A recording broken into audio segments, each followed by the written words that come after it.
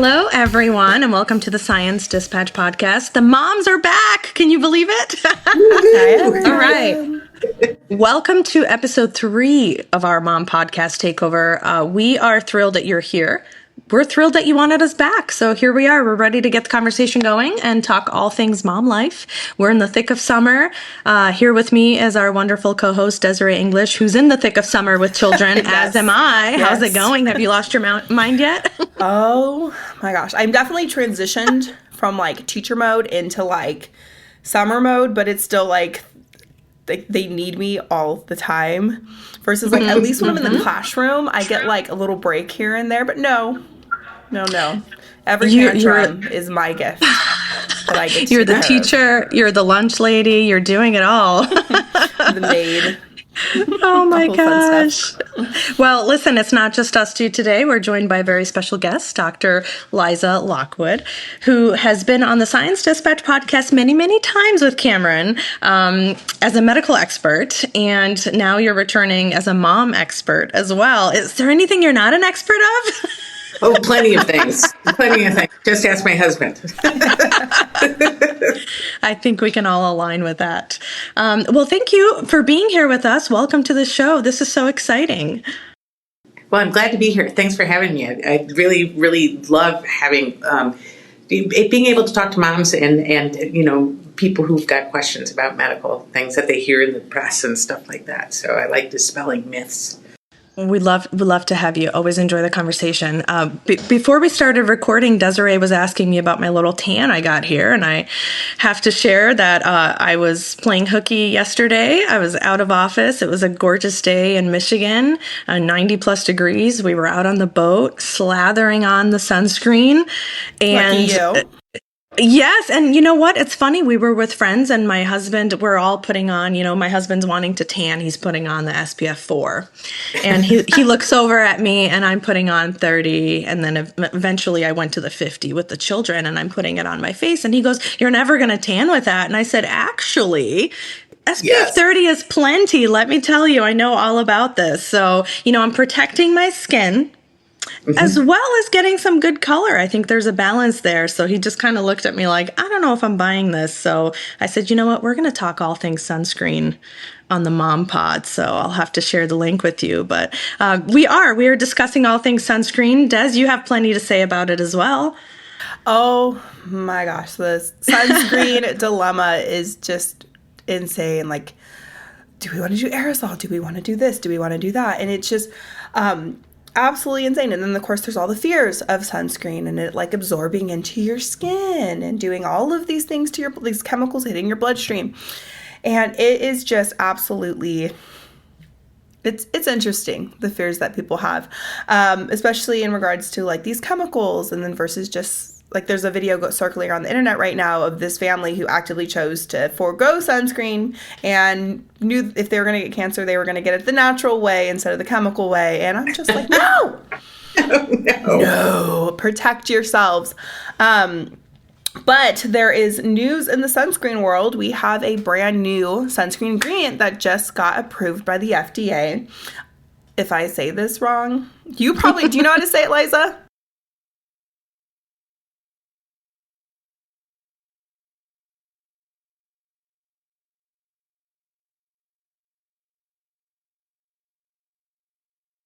Bemetronidazole. Oh. Okay. Bemotrizinol.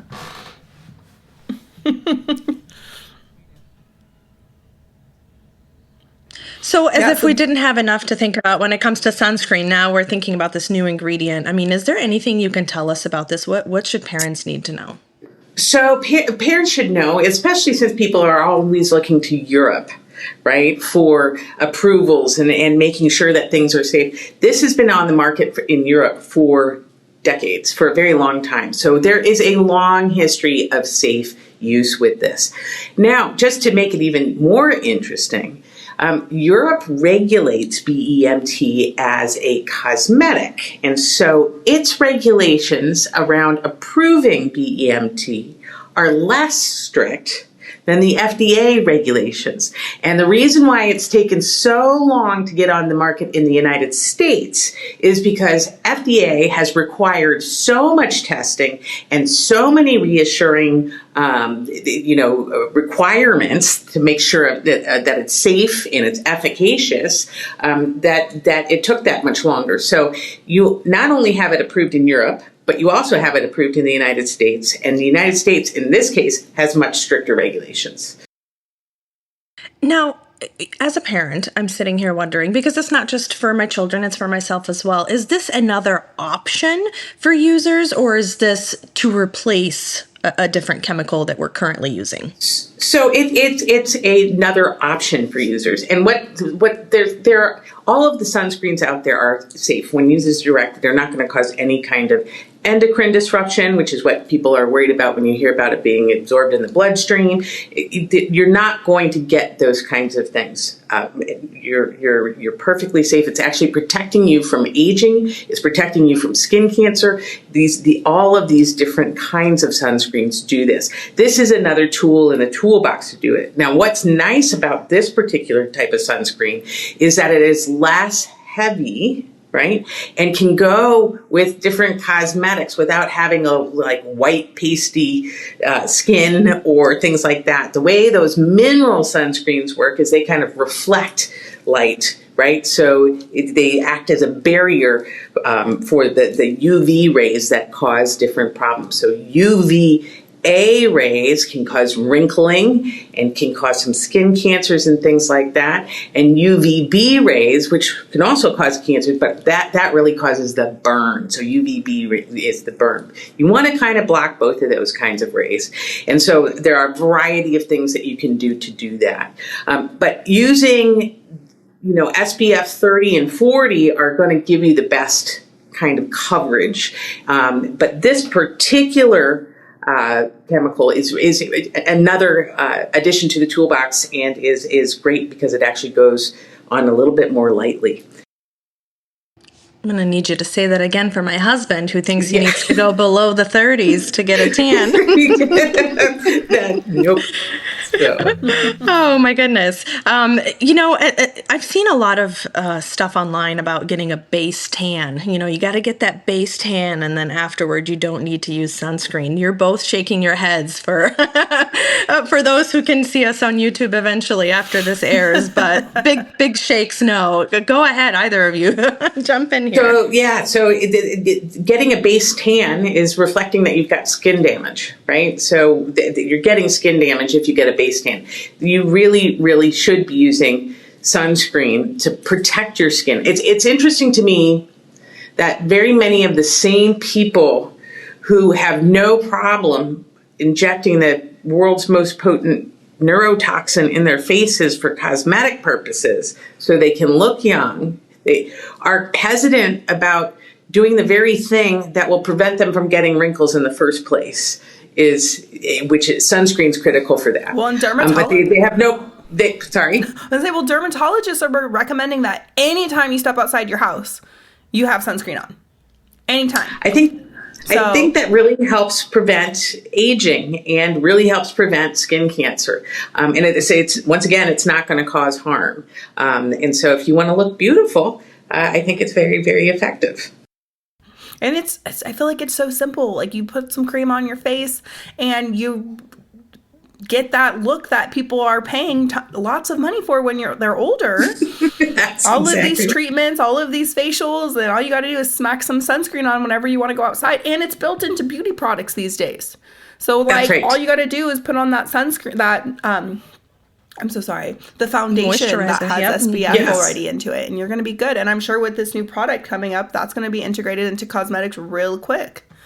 Absolutely, because it really does apparently go much better with cosmetics than a lot of the previous formulations. So it's lighter, it blends better, and the formulation's easier to apply. Hey, there's a perk. So it's FDA approved, but how soon can we see it on the market, or is it already in the market? I think it was August. Do we know? Yeah, it's sometime in August. Sometime in August. I think that the 6th. stocks are going to be hard to come by until September is what I was reading. You'll start seeing it more on the shelves, but it is approved and should be out on, I want to say August 9th. Is that right? I think that might be right. So coming up, right? I mean, not entirely end of summer, August because 9th. for many of us that's still full on summer. And I think building those habits early is important, as you and I have small children. And I think that's part of the reason we're talking about it, because we're out in the sun. It's summer. They're spending most of their time outdoors, swimming. And so I think it's important to build those habits early. Don't you agree? Oh, yeah. I've trained my kids. They go outside. My son has a full shirt rash guard every time. He snuck outside in the backyard, and I looked at the camera to see what he was doing, and he was outside putting on sunscreen. There you go. Because he's learned that's what we do when we go outside, is we put on our sunscreen. And he was trying to, at the time we had an aerosol can in the backyard. We just switched to like the lotion and like the Sun Buddy thing, which is amazing. And he was trying to like get his face, and I'm like, no.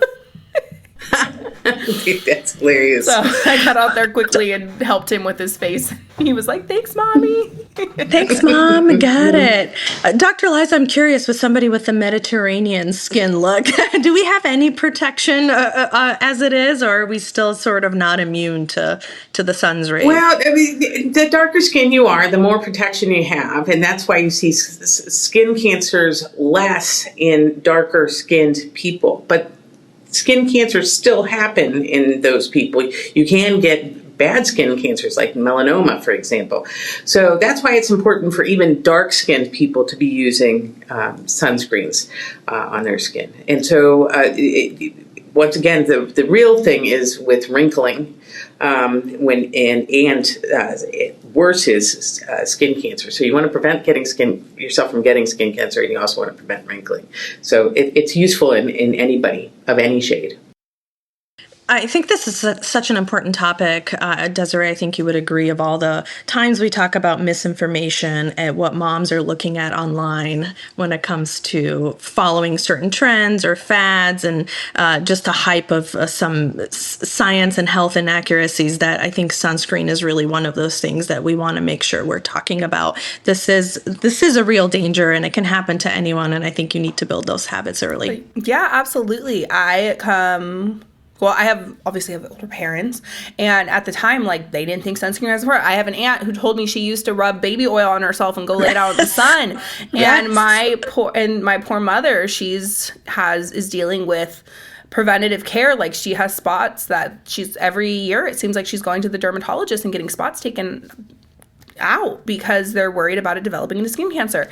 And now that we are aware of this, I'm doing my best, because I see it in my family, to make sure that my children have the best chance of not letting that have that. And I'm anticipating it being a problem for me, because I was outside at cheer practice and running amok in the wilds in my 90s childhood.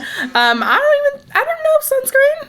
I was no sunscreen. I drank from the hose. Like, it's probably going to be a problem myself. So I am doing my best to sunscreen myself and sunscreen my kids. Honestly, I'm not going to lie. I'm much better about sunscreening the kids than I am myself. So at least I'm doing my that. aunts used to, Coco Chanel, who was the fashion designer, Sure. Very, very famous, right? She was the person who introduced tanning. She brought tanning into the of mainstream, right? And so my aunt, taking her lead, sat in their backyard, and we're of Irish descent, so we freckle. We don't tan. So they would sit in the backyard with, like, foil-lined I forgot about those. Yes, that would reflect sunlight into their faces and things like that. And my aunts do have skin cancers that they've had to get repeatedly fixed with that, because of that. So 90s summer is fine with the exception of like these like little important things like put on a little sunscreen. Hey, maybe wear a life jacket if you're not a good swimmer or if you have young children who are swimming, which I think is also a very important topic. Absolutely. Gosh, drowning and swimming safety just can't be talked about enough when it comes to summertime with children. And I think we often read unfortunate stories that tend to remind us, to be extra careful and be hyper-focused. And I know that's one of the things living near a lake that's very important to myself and my husband when it comes to our young children, swimming safety. I mean, we are so laser-focused on it. It's incredible. Like, that's one of my fears. But unfortunately, you hear about it. Dr. Liza, I'm sure you hear about it more often than we do when it comes to cases of drownings and just swimming safety. Yeah, so being an emergency physician, I've seen the aftermath of some of these near drownings, and boy, it can be a devastating injury, right? If they survive, they can be neurologically very, very damaged. But if they, and then obviously if they don't survive, that's a huge tragedy, and it's a preventable tragedy. And there are a couple of things that I really encourage parents to do for swimming safety. The first thing is, if you have a child in the water, if there are children in the water, you should absolutely have somebody paying total attention to those children all the time. No cell phone, no talking it up to other people, really laser focused on safety. The other thing is that you can have, that you can have lifeguards and things like that, but you're really actually, if you're the mom or dad, it's probably important to have one person who's assigned to that. My son actually was in a swimming pool at a very young age and wound up getting tangled under a volleyball netting. And then he also one time got caught under a boat, and it was because somebody was paying attention to him that he was fished out very, very quickly and was scared, but was not terribly hurt. The other thing that I think is really important, and we do with our family, because we've got a big family full of kids, is we teach CPR. And I think that CPR is really, really an important thing to learn how to do for swimming safety. So learn it and have it, learn it and practice it. So if you find yourself in that situation, you know what to do and you know how to act.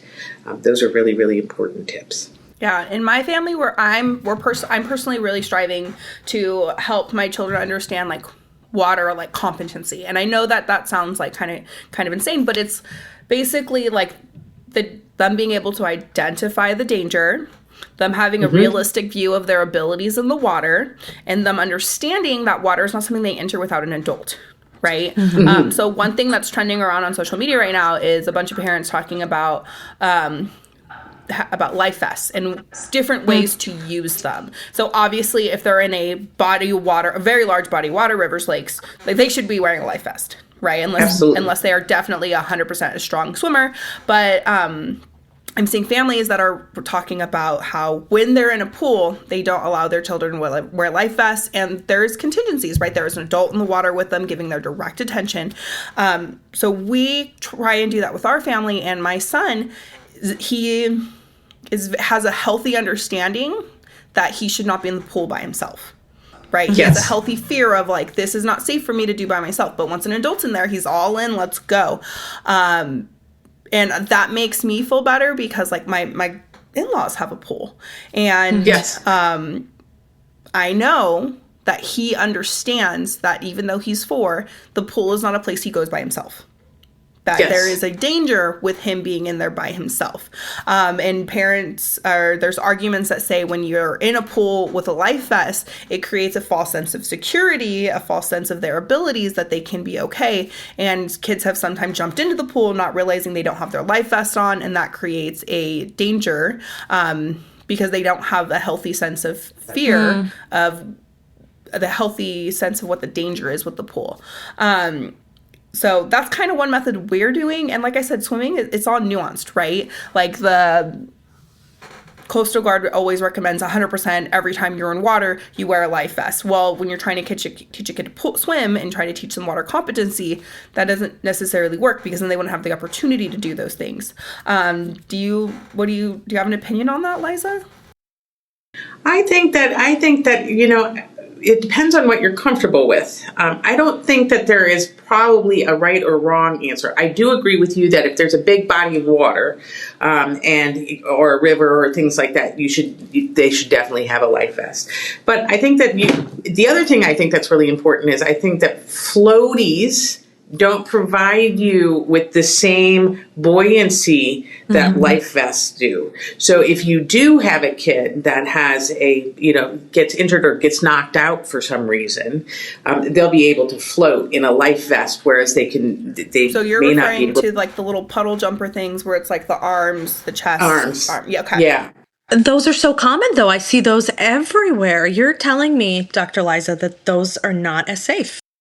I don't think they are. Now, I think that if you're in the pool with the child and you're trying to manage several children all at once, it probably makes them more visible. So I think that that's probably okay. But understand that they're not going to provide the same kind of protection as a life vest will. So that's... You know, I think they're probably not entirely a right or wrong way to do things, just as long as people are supervised, and safety is number one. I like the idea that you're talking about, Desiree, because essentially I think what you're saying is it's not enough just to put a life vest on the child and say, go play. You're saying they have to have a basic understanding, age-appropriate understanding of what water can and can't do and the dangers of it. So not just to avoid that communication, but to actually maybe even over-communicate with your child based on their level of understanding of the dangers of water and what they should and shouldn't do. Because as you say, they might not have a life jacket on, and it just does not compute in a 4-year-old or 5-year-old's mind that they can't jump in the pool unless this has been talked about. So I like that. I like that approach. The other thing I think is a good idea for people who own pools is to have a gate around pools. Absolutely. Right? And make sure that kids can't get in and out of their own just on their own. Mm-hmm.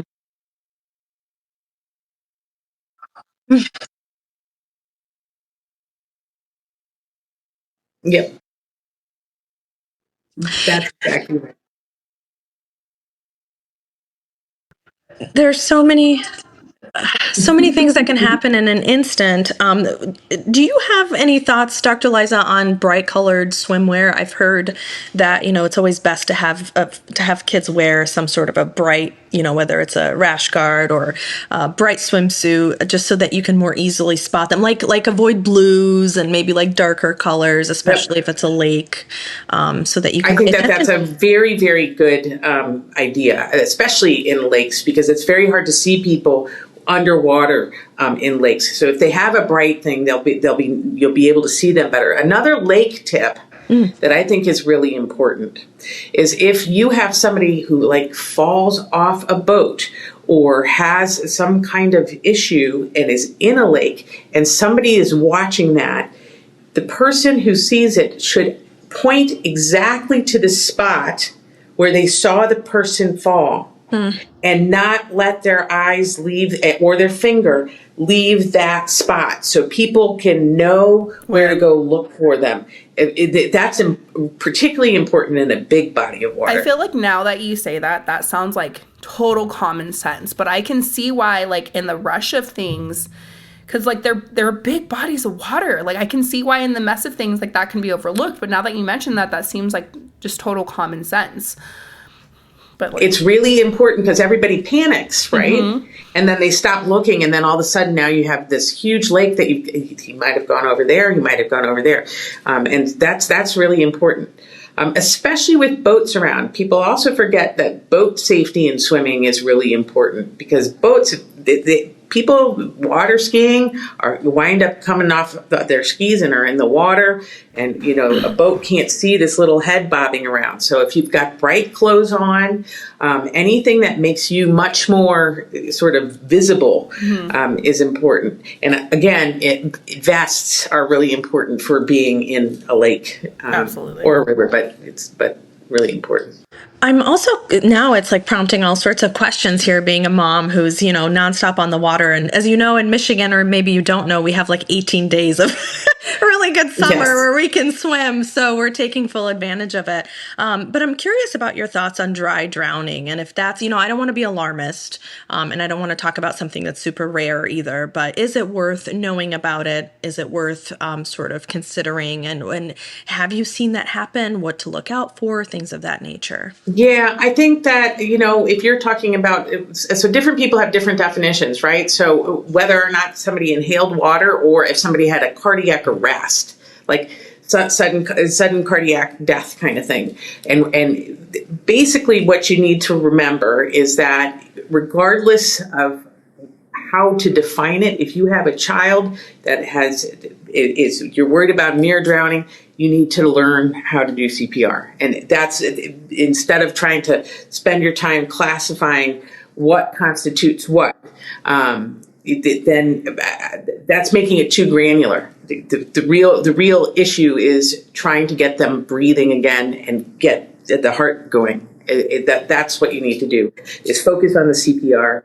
Don't worry so much about the classifications of the different kinds of drownings. Okay, and that's interesting because I've heard, I guess the way I would have classified it as it relates to children would be inhaling too much water during a day out swimming, how to even know that, how to understand that. It's something that the onset is much later, if I'm not mistaken. So yeah, I think that is such an extraordinarily rare thing that I wouldn't worry too much about that. But different people have different sort of definitions and images in their heads about what this is. So if you've got somebody who's all of a sudden collapses, you need to start CPR, right?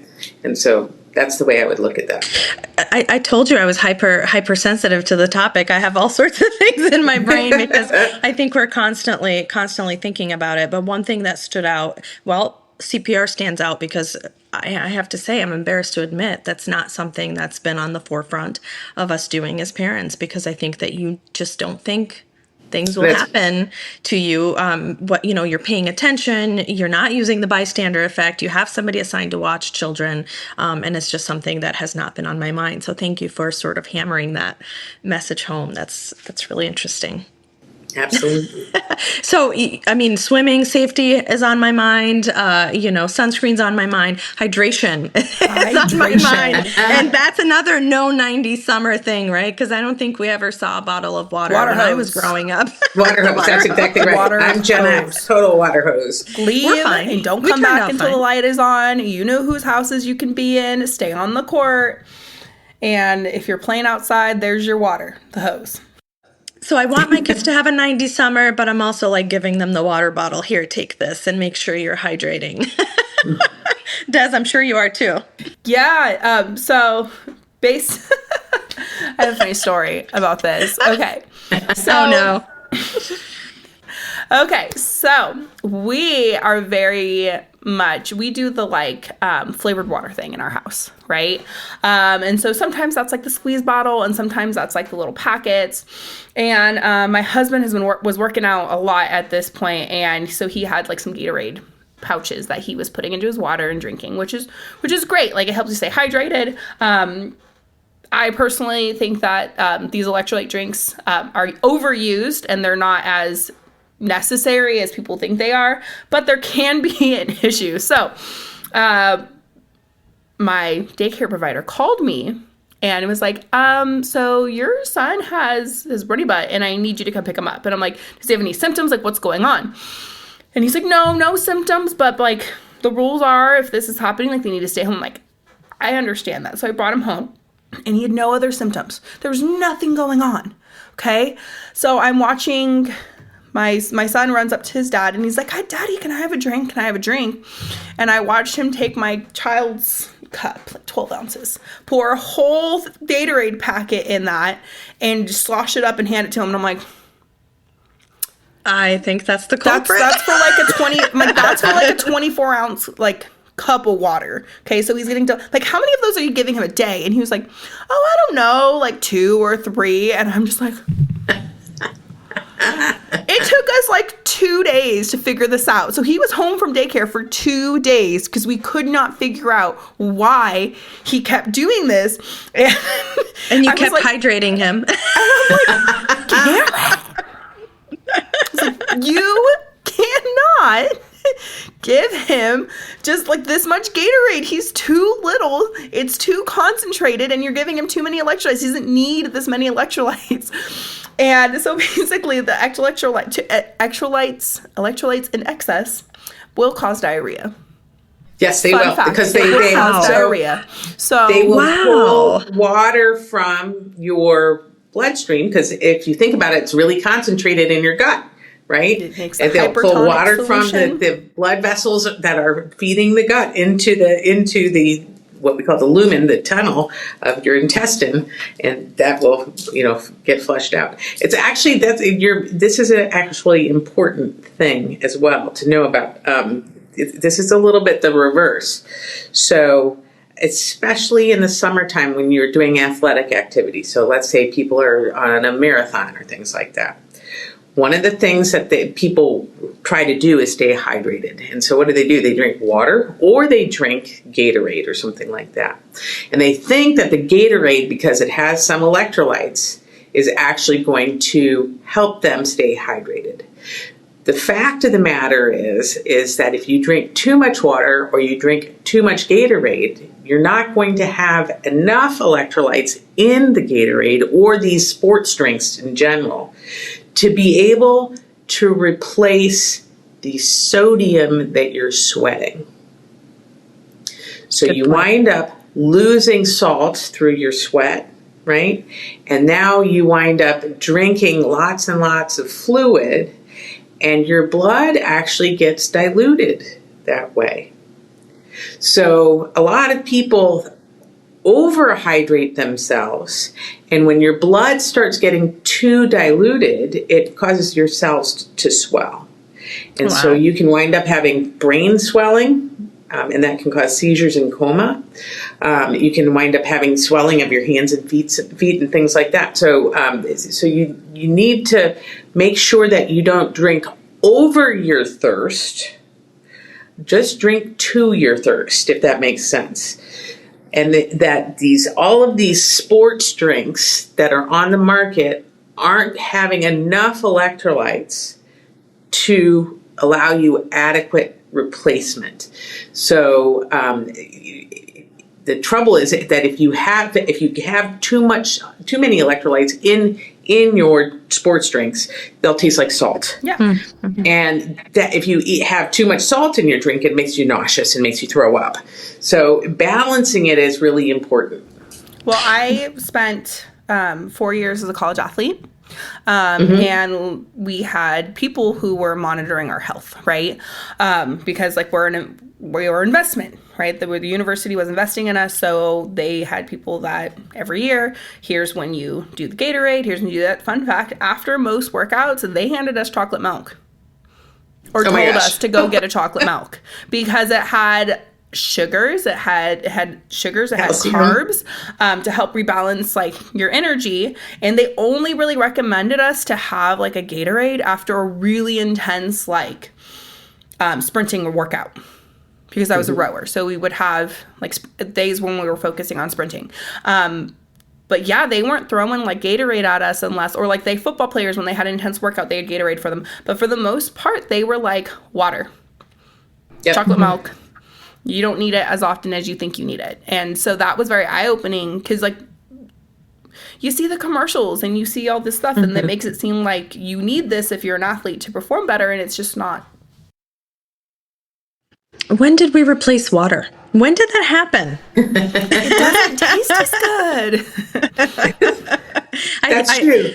I see the social media, the memes and certain wellness influencers that are saying, you've been drinking your water incorrectly and here's how to fix it. And most of the time, and we talk about this often, is they are trying to sell something, some sort of supplement, some sort of electrolyte. And listen, I like a good electrolyte, if it works. I find most of them to be I just don't like the flavor. I think they're either too sweet or just too fake of a taste. I like my water flavored if it's carbonated, but most of the time, like a lemon or a limeade type of electrolyte, I think while I'm working out is okay. But I certainly don't think that that's necessary for children. And I know we're talking about hydration in children as well. I mean, I think, are people just overanalyzing that?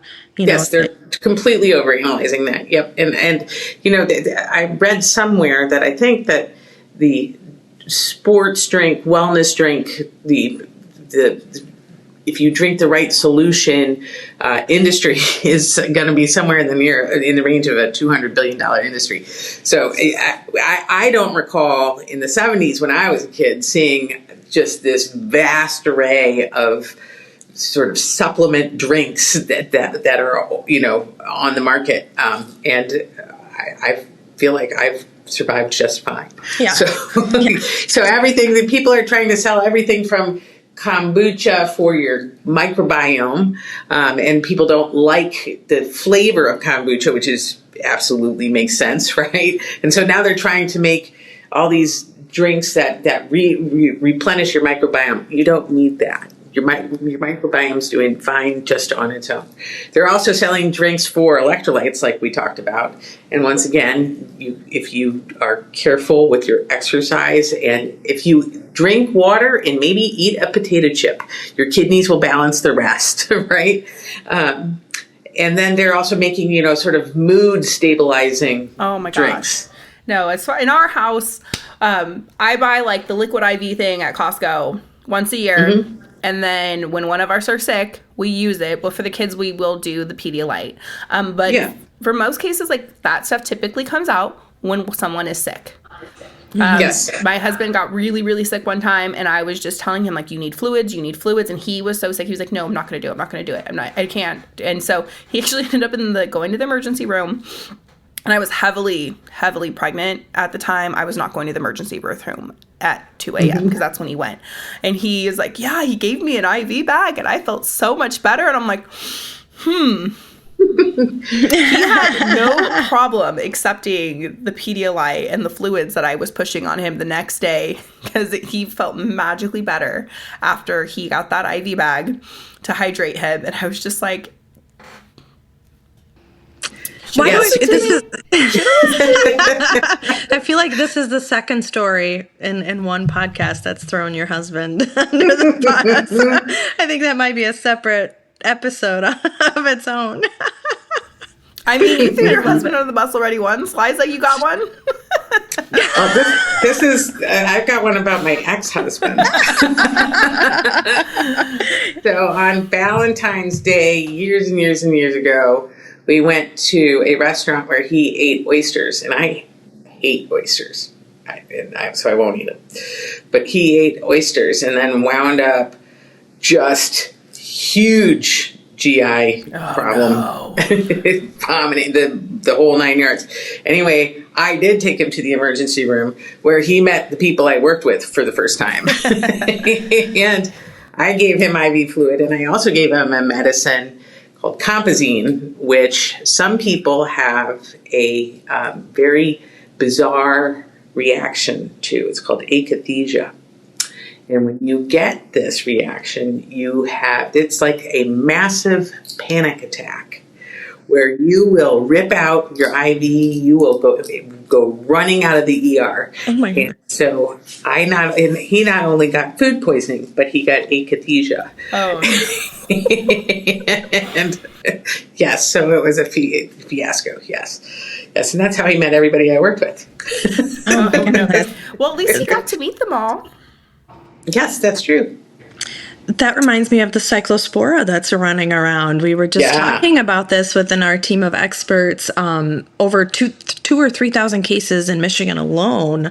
And I'm seeing a lot of comments online, especially one coming from Kelly Ripa on her show saying that she's so afraid of the explosive diarrhea. She has thrown out her vegetables and her fruits. She refuses to eat any raw fruits and vegetables right now, unless they're cooked. And to that, I kind of have to say, like, slow your horse a little bit. Not every produce, is contaminated. But I am curious on your thoughts, Dr. Liza, because we have talked about, the dirty dozen before, and we've talked about misinformation online and myth busting, a lot of that. So I'm curious about your thoughts on Cyclospora and what we're seeing. Well, yeah, I think that once again, it's kind of in an epidemic kind of proportions recently, right? Yes. Thousands of cases. And the thing about it is it doesn't kick in for several days. So you may not be aware of what you ate in the first place that's causing this, right? But I think that people are becoming so aware of this now that they are actually realizing that, this is a problem. The trick is, yes, you should really cook your fruits and vegetables if you're concerned that you're going to get it, right? But I would also say that you're more likely to have these problems if you don't wash your fruits and vegetables, but if you're in the organic world, right?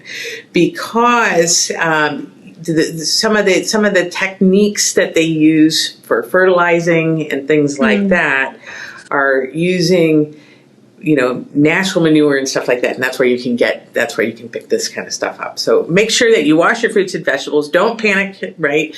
There are ways to, manage diarrhea and hydrate and stuff like that.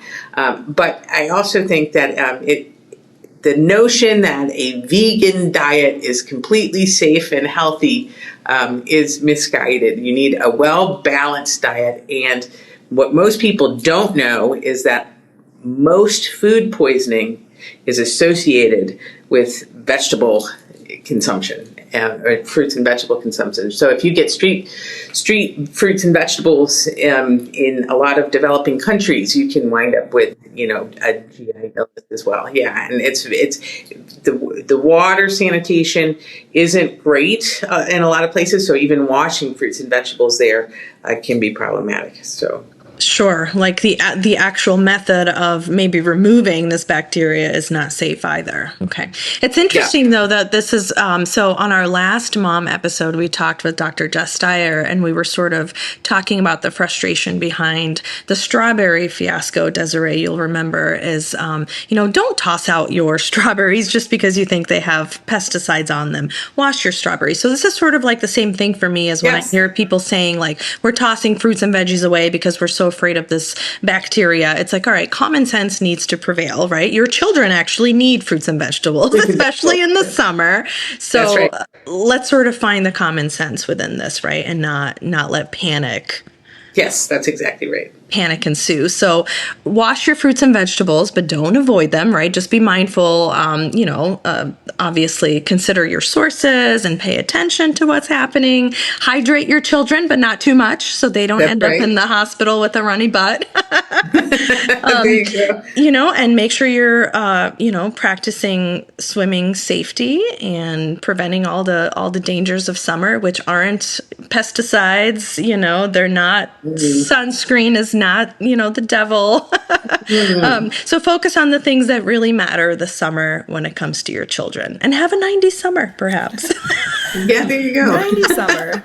I got to wait a couple years for that. My kids are a little too young for the 90s summer. But one day soon. I think, did you turn out okay because of 90s summer or despite of it? I think it's a combo. I think I learned some lessons. But honestly, like the comfort my parents had in allowing me to be in my community, you just don't see it these days. And the fear of the unknown and all of the news, there's always some horrible story of something happening that makes people fearful of like letting their kids do that. So they're inside on devices and stuff. So I would prefer a 90s summer for my kids if I can make that happen. I would too. And having been a 70s kid, then Gen X, you'd go outside and you wouldn't come back until dinner time. And, there were no phones, there were no my mom didn't know where I was. We were running around playing kick the can and a whole variety of things. You get on your bike and you leave.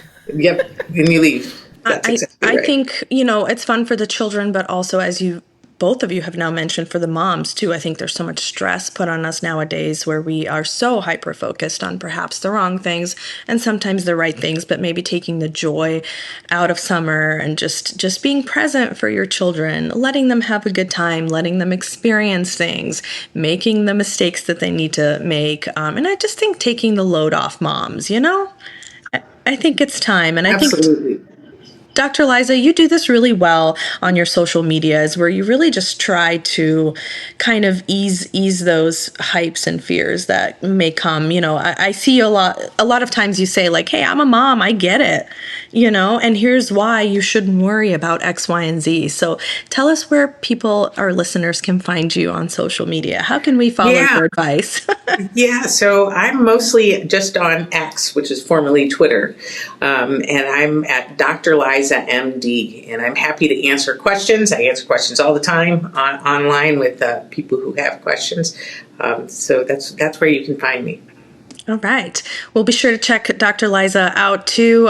You can follow us as well. We're on X, we're on Instagram at Action Science, we're on YouTube, we're on Facebook. We sort of cover as many realms as we can to try to reach the audience that needs to hear it, right? Because we're here to deliver the science, not the junk. Hey, thanks for joining us. Dr. Liza, thank you for being our guest today. Thanks for having me. Love it. Well, Desiree, I think we probably have one more in the bag before school starts. I know school starts way early where you're from. Oh, yeah. So we'll try to get you in one more time before the summer's over to talk all things kids and moms. Can't wait. Looking forward to it. All right, guys. Thanks for joining us. We'll see you on another episode of the Mom Pod Takeover. See you next time. Bye-bye.